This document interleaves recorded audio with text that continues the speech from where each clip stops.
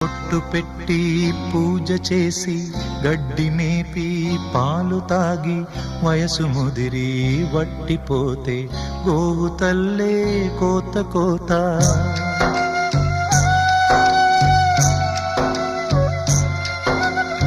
బొట్టు పెట్టి పూజ చేసి గడ్డి మేపి పాలు తాగి వయసు ముదిరి వట్టిపోతే గోవు తల్లే కోత కోత. విత్తు నాటి చెట్టు పెంచితే చెట్టు పెరిగి పళ్ళు పంచితే తిన్న తీపి మరిచిపోయి చెట్టు కొట్టి కట్టెలమ్మితే లోకమా ఇది న్యాయమా? లోకమా